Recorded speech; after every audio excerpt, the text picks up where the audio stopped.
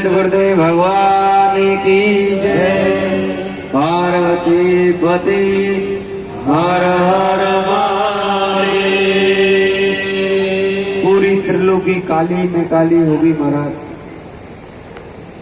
विष का प्रकोप बढ़ना लगा पूरी त्रिलोकी में। वही भगवान शंकर भोलेनाथ की स्तुति करी। सज्जनों, सामर्थ्य व्यक्ति हर किसी को ग्रहण कर सकता है, क्योंकि शिव में वो सामर्थ्य थी उस वृक्ष को ग्रहण करने। भोलेनाथ से विनती करी तो भगवान शंकर ने जो विष का कलश निकला उस विष को कलश को ग्रहण कर लिया। जगत कल्याण के लिए नशा किया तुम्हारा, जहर पी लिया। ये जगत बच जाए इसलिए उन्होंने जहर के कलश को विष उसको अपने हृदय में कलश को लिया और कलश का विष पान कर लिया, लेकिन उसको गले में ही रखा, गले से नीचे नहीं उतरने दिया। इसलिए नहीं उतरने दिया क्योंकि हृदय में ईश्वर शक्ति जो तत्व है, कितने मेरे भगत हैं जो मेरे इस तत्व से जुड़े हुए हैं। ये सृष्टि मेरे तत्व से जुड़ी हुई है, ये सभी नष्ट हो जाएगा। इसलिए उन्होंने गले में ही उस विष को रखा। उसके बाद भगवान भोलेनाथ विष को पीने के बाद समाधि में लीन हो जाते हैं। समुद्र मंथन से अनेक प्रकार के 14 रत्न निकलते हैं। समुद्र मंथन से कल्प वृक्ष निकलता है। वो कल्प वृक्ष ऐसा वृक्ष है जिसकी पास बैठने से जो भी इच्छा मनोकामना पूर्ण करे वो सारी पूर्ण हो जाती है। एक सुंदर मणि निकलती है, उस मणि को विष्णु भगवान लेते हैं।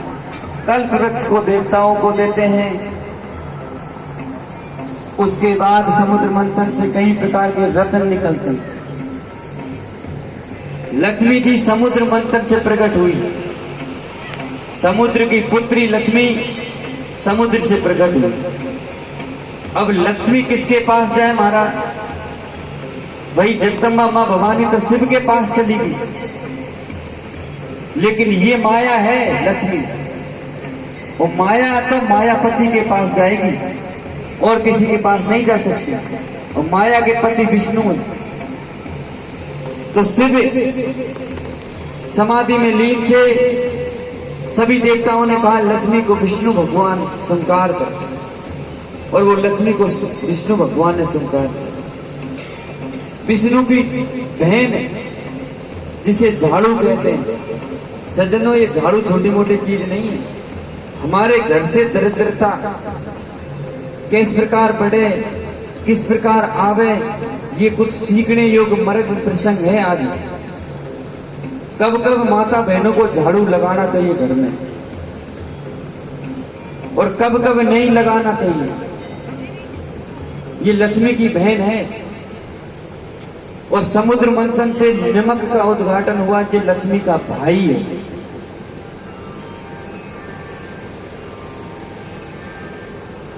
कि झाड़ू लगाने की भी एक विधि है। सवेरे ब्रह्म मुहूर्त में झाड़ू लगाना चाहिए। सूर्य उगने के बाद, सूर्य के दर्शन होने के बाद अगर हम घर में झाड़ू लगाते हैं तो हम अपने धन को बाहर ले जा रहे हैं। और शाम को सूर्य अस्त होने से पहले झाड़ू लगा दें।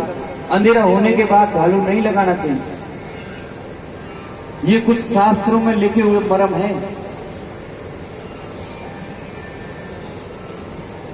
अगर हमारे घर में लक्ष्मी नहीं ठहरती है तो उस पोंछे देते हैं, जो बाल्टी है पोंछे देने में वाली, उसमें 1 चम्मच नमक डाल दें, और उस नमक डालने के बाद उससे पोंछा दें, तो उससे लक्ष्मी आएगी। क्योंकि नमक लक्ष्मी का भाई है।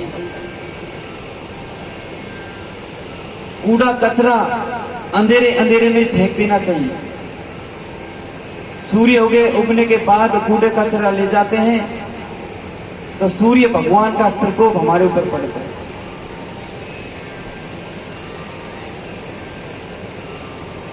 गाय का गोबर उठाना है, झाड़ा बुहारी करनी है, वो ब्रह्म मुहूर्त में कर दो। सूर्य उगने से पहले पहले साफ सफाई करी। अपने लोग तो सूर्य भगवान आ जाते हैं तब जाके तो आंखें खोलते हैं। आज के युग अब ऐसा हो रहा है। इसलिए भजन में जिए, मर्यादा से जिए, मर्यादा का पालन करें। बाबा सूत जी इस कथा का वर्णन सुनाते हुए आगे कहते हैं कि शिव पुराण की कथा अति दिव्य है। भक्ति, ज्ञान, वैराग्य, मुक्ति, शिव से ये सीख मिलती है हमें कि भगवान शंकर ने जगत के कल्याण के लिए विष पिया था महाराज। अपनी इच्छा से नहीं पिया, जगत बचे। तो ये साधु लोग, संत लोग भी जगत का विष को पीकर साधु बनते हैं। कोई अच्छा कहे, कोई बुरा कहे, सबको सहन करते हैं, सब में समान रहते हैं।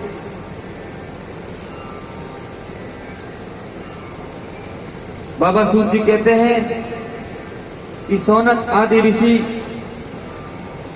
शिव पुराण की कथा सुनते हुए प्रश्न करते हैं कि माता पार्वती जो कैलाशपुरी में रहने लगी, अब उनकी कथा सुनाओ, उनकी लीला सुनाओ।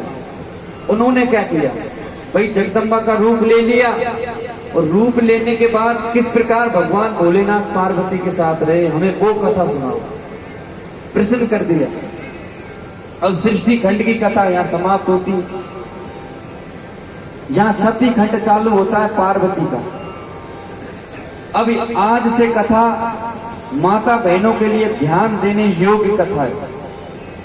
किस तरह गृहस्थ धर्म में रहना चाहिए, किस तरह मर्यादा रखनी चाहिए, छोटी छोटी गुड्डिया लालियों को कैसे रहना चाहिए, माता बहनों की कथा आज से चालू।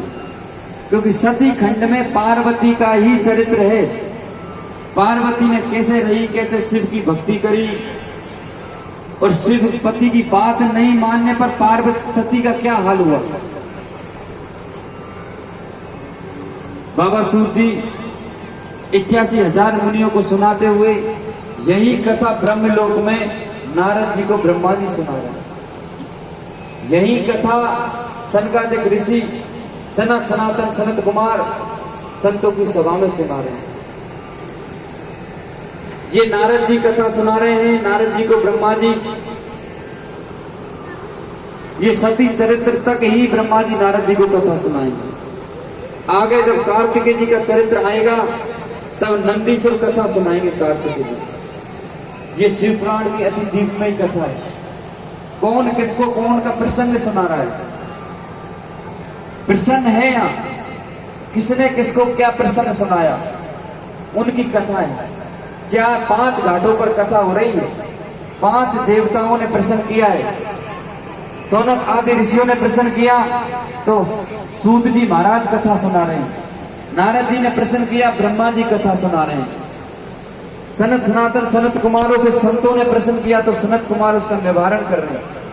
कार्तिकेय जी से प्रसंग नंदीश्वर कार्तिकेय जी का प्रश्न का उत्तर देते हैं शिव पुराण से। इसलिए सज्जनों, जैसे जैसे कथा बढ़ती जाएगी, जो देवता जैसी कथा सुना रहा है उसका प्रश्न का उत्तर हम लोग आपको सुनाते रहे। सती खंड की कथा चालू होती है कि किस प्रकार सती पार्वती कैलाशपुरी में रहने लगती। अर्थे कदापितो पार्वतीष्ठेता सती महे